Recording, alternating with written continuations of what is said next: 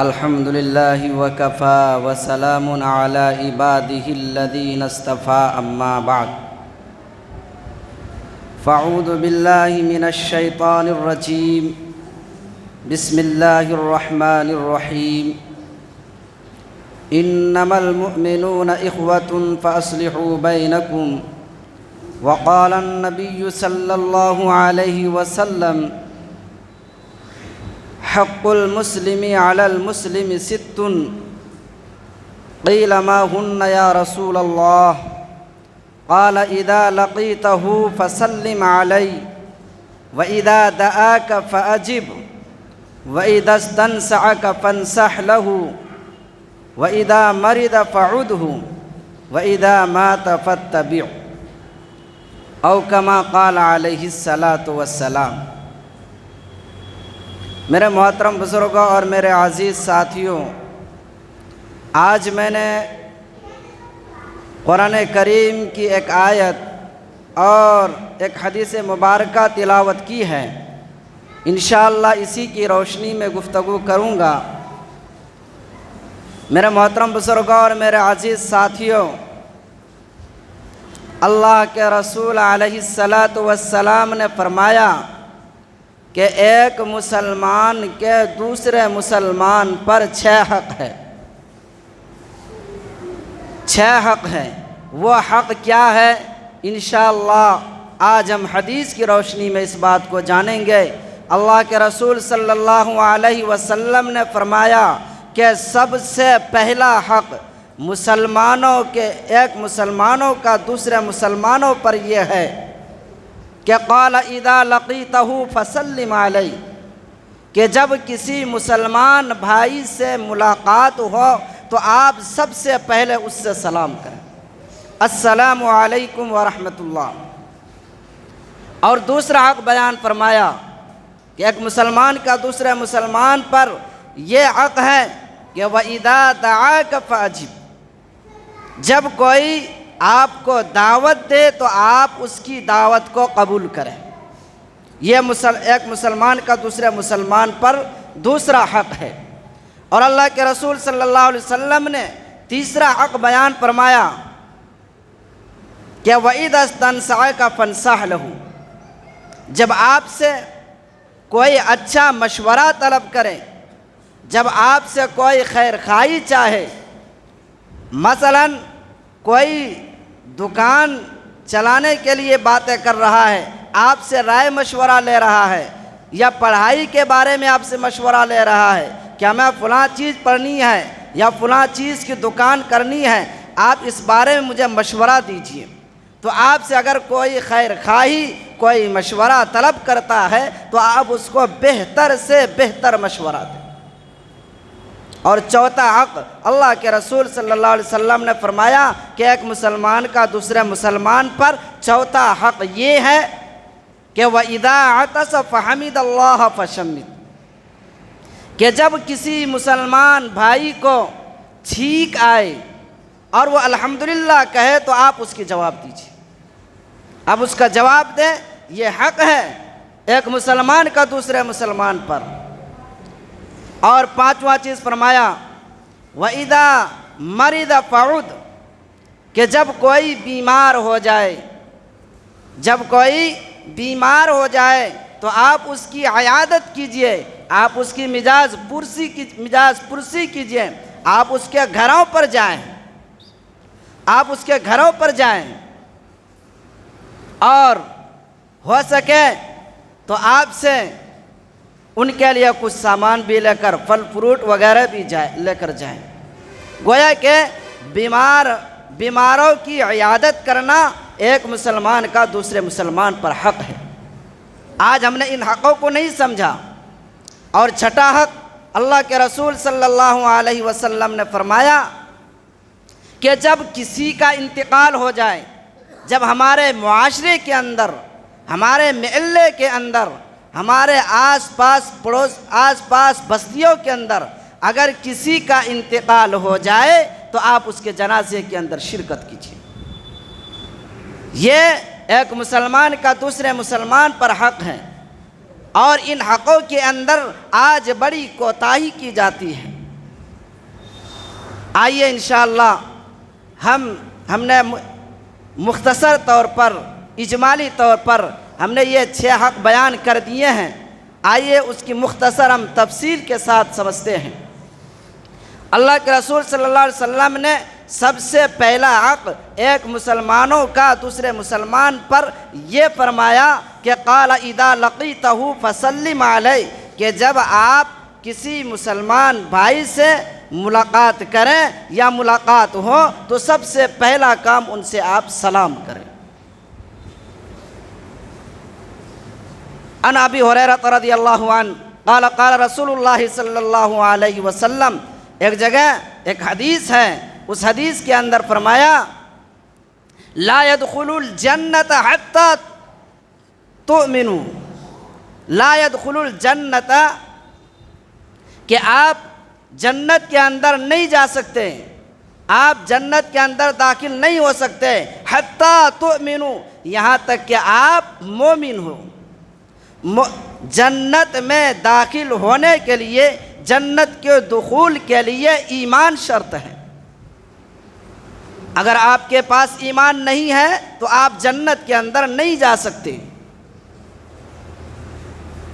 اور فرمایا، آگے فرمایا اللہ کے رسول صلی اللہ علیہ وسلم نے کہ مومن کون ہے؟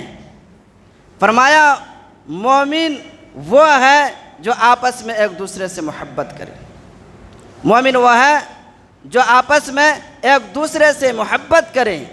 اور پھر اللہ کے رسول صلی اللہ علیہ وسلم نے آگے فرمایا الا ادلکم علی شیء اذا فعلتموہ تحاببتم، یعنی اس سے پہلے فرمایا حتی تؤمنوا تحابوا، کہ وہ مومن نہیں ہو سکتے جب تک کہ آپس میں ایک دوسرے سے محبت نہ کریں۔ میرے محترم بزرگوں، دوستو، ایمان سب سے پہلے یہ سمجھ لیں ایمان کس کو کہتے ہیں۔ ایمان ہم نے یہ پڑھا ہے آمنت باللہ وملائکتہ وکتبہ ورسلہ والیوم الآخر والقدر خیرہ وشرہ من اللہ تعالی والبعث بعد الموت۔ ایمان میں داخل ہونے کے لیے ان پر ایمان لانا، ان چیزوں کو اپنے اندر، سینوں کے اندر بسانا ضروری ہے۔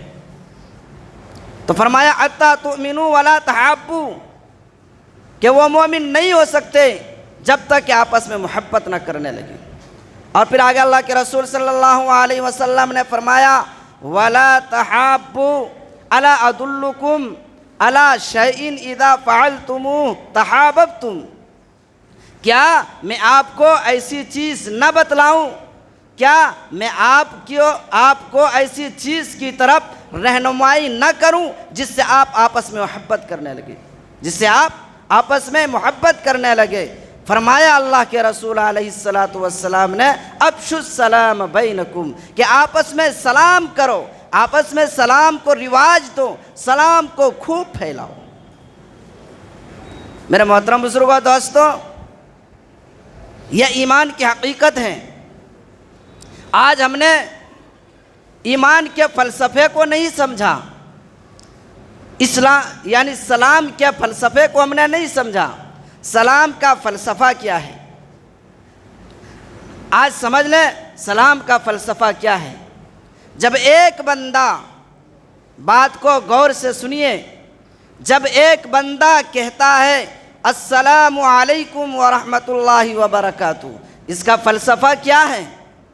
اس کا فلسفہ کیا ہے کہ السلام علیکم ورحمۃ اللہ وبرکاتہ؟ اس کا فلسفہ یہ ہے کہ جب ایک بندہ سلام کرتا ہے السلام علیکم، گویا کہ وہ اس بات کی ضمانت دیتا ہے، وہ اس بات کی گارنٹی دیتا ہے کہ السلام علیکم، کہ آپ کی جان، تیری جان، آپ کی آبرو، تیرا مال سلامت ہے، محفوظ ہے، میری جانب سے محفوظ ہے۔ گویا کہ ایک امن کی طرف دعوت دیتا ہے۔ سلام دینا اس بات کی طرف علامت ہے کہ تیری جان اور تیری عزت اور تیرا مال سب چیز میری جانب سے محفوظ ہے۔ گویا کہ ایک ضمانت کی دلیل، جب یہ ضمانت کی دلیل دیتا ہے تو سامنے والا بھی کہتا ہے وعلیکم السلام ورحمۃ اللہ وبرکاتہ، یعنی جب آپ نے مجھے ضمانت دے دی ہے تو تیری جان میری جان، تیری آبرو میری آبرو، تیرا مال میرا مال۔ گویا کہ سامنے والا بھی اب ضمانت دے رہا ہے کہ جس طرح آپ نے مجھے محفوظ کر دیا، میں نے بھی آپ کو محفوظ کر دیا۔ میرے محترم بزرگوں دوستو، گویا کہ سلام کا مقصد امن کو پھیلانا ہے۔ اگر ہم نے کسی کو کسی بات کی ضمانت دے دی اور سامنے والے نے بھی ضمانت دے دیا تو آپس میں لڑائی نہیں ہو سکتا، جھگڑے نہیں ہو سکتا اور کسی طرح کوئی پریشانی نہیں آ سکتی جب دونوں طرف سے امن دے دیں۔ ایک واقعہ میں سنا دوں، ہارون رشید رحمۃ اللہ علیہ کے زمانے میں ایک شخص کو پھانسی کی سزا ہوئی۔ جب پھانسی کی سزا ہوئی، اس کو جب پھانسی کا وقت آیا تو جو پھانسی دینے والے وزیر تھے انہوں نے کہا کیا آپ کی کوئی آخری خواہش ہے؟ جج نے کہا کہ آپ کی کیا کوئی آخری خواہش ہے؟ تو قیدی نے کہا کہ میری کوئی خواہش نہیں ہے، بس میرا ایک خواہش ہے کہ آپ بادشاہ سلامت سے مجھے ملا دیں۔ تو وہ پیروں کے اندر زنجیریں پڑی ہوئی ہیں، ہاتھوں کے اندر زنجیروں سے جکڑے ہوئے ہیں، اس کو دربار کے اندر لایا گیا۔ جب بادشاہ کے سامنے آئے تو انہوں نے کہا، یعنی قیدی نے کہا السلام علیکم ورحمۃ اللہ وبرکاتہ، بادشاہ سلامت۔ تو بادشاہ سلامت نے بھی سلام کا جواب دیا وعلیکم السلام ورحمۃ اللہ وبرکاتہ۔ پھر اس نے پوچھا کہ کیا خواہش ہے، ذکر کیجئے۔ کہا کہ بس میرا خواہش پوری ہو گیا، میرا خواہش جو ہے پورا ہو گیا۔ اس کے بعد اس کو لے جانے لگے۔ جب اس کو تختہ دار پر چڑھانے لگے، انہوں نے کہا خبردار، مجھے تختہ دار پر نہیں چڑھا سکتے، مجھے تختہ دار پر نہیں چڑھا سکتے، مجھے پھانسی نہیں دے سکتے۔ تو جو جج تھا انہوں نے کہا کیوں؟ آپ کو تو پھانسی کی سزا ہوئی ہے، بادشاہ سلامت نے آپ کے لیے پھانسی کی سزا مقرر کیا ہے۔ کہا کیا آپ نے ابھی دیکھا نہیں کہ مجھے بادشاہ سلامت نے ضمانت دی ہے، بادشاہ سلامت نے میری رہائی کی ہے؟ کہا وہ کیسے؟ کہا مجھے پھر بادشاہ سلامت کے سامنے لے جایا جائے۔ جب اس کو بادشاہ کے سلامت کے سامنے لے جایا گیا تو اس بندے نے کہا کہ بادشاہ سلامت مجھے یہ بتائیے کیا آپ نے مجھے ابھی ضمانت کی گارنٹی نہیں دی؟ السلام علیکم ورحمۃ اللہ جب میں نے آپ سے سلام کیا، اس کا فلسفہ کیا ہے، ذرا مجھے بتا دیجئے۔ تو بادشاہ سلامت جب یہ بات سنی تو مسکرائے اور اس کے بعد اس کی رہا کر دیا۔ تو اس لیے میرے محترم بزرگوں دوستو، سلام کا مقصد امن ہے، سلام کا مقصد امن کو پھیلانا ہے۔ اگر ہم سلام کا رواج دیتے ہیں گویا کہ ہم امن پھیلاتے ہیں۔ اس لیے میرے محترم بزرگوں دوستو، ہم سلام کو عام کریں، سلام کو خوب پھیلائیں، آپس میں سلام کو رواج دیں۔ انشاءاللہ مزید گفتگو آئندہ ہفتہ ہوگی، اس کے اندر انشاءاللہ باری باری سے ہم تذکرہ کریں گے کہ ایک مسلمان کے دوسرے مسلمان پر کتنے حقوق ہیں، اور اس کے علاوہ بھی بے شمار ہیں۔ انشاءاللہ باری باری سے اس کی تفصیلی گفتگو ہمارے سامنے آئے گی۔ اللہ رب العالمین ہم سب کو کہنے سننے سے زیادہ عمل کی توفیق دیں۔ جو حضرات سنت